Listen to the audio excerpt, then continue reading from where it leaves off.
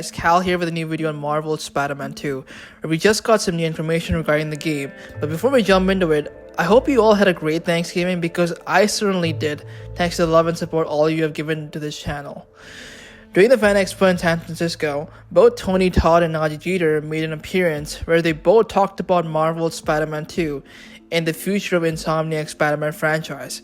So if you're excited to learn everything that Nadji and Tony had to say during San Francisco's Fan Expo, then definitely make sure to hit that like button and subscribe to the channel to be updated on any important Spider-Man 2 news or content. The panel at Fan Expo covered many topics regarding the game, but do not worry because I will be talking about all the important details from the event. And before you go searching around the net, the event was not recorded at all, so you cannot watch it. But don't worry, as the information that I will be sharing with you comes directly from a source that attended the event. So rest assured that I will be providing you with information regarding what exactly went down there. During the panel, both Nadji and Tony talked about how much fun it was to embody these characters, where they both had a blast playing them, where Tony even went on to say that all the past and future Venom, including Tony's voice in the game, only about 10% of dialogues that Tony recorded made it into Marvel's Spider-Man 2. And moreover, there were also dialogues recorded by Tony as a symbiote voice for when Miles got his own symbiote suit, as well as Tony recording voices for other potential situations, where other main characters in the game ended up getting the symbiote at some point, which of course included Peter, Miles, Mary Jane, Harry, and others. Now, if we talk a little bit about this, Insomniac clearly had a plan with the game's story where they may have already recorded additional dialogues for whichever scenario they were going to go in, and eventually they ended up with what we got when we played the game. But it makes sense that they were prepared for other situations that made sense to be included in the game's narrative.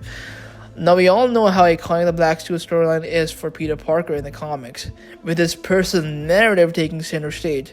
So it makes sense that Insomniac would want mainly Peter at the center of that story instead of Miles, but personal take here, it would have still been amazing to see Miles take on the symbiote as a hypothetical.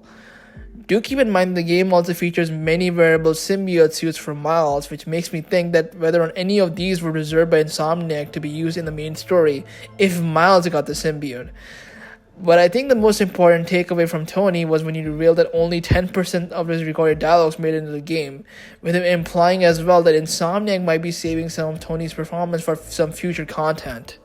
Now, it's been already teased by Nadji Jeter and Tony Todd that Tony, Nadji, and even Yuri Lowenthal are all working on a video game project that is set to release in 2024.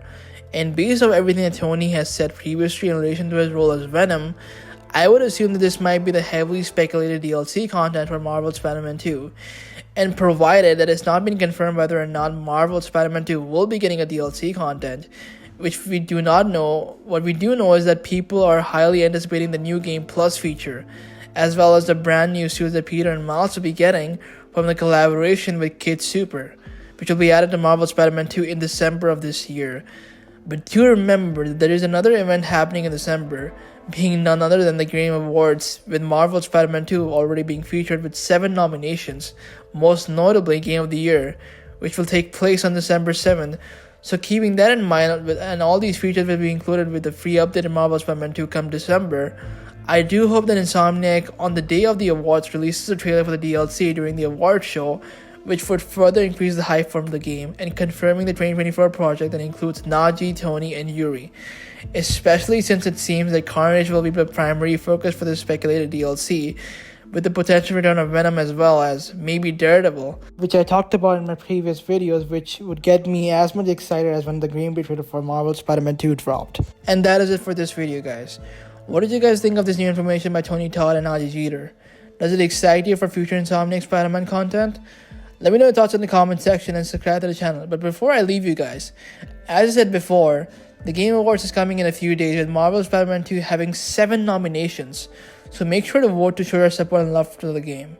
Thank you for watching. Goodbye.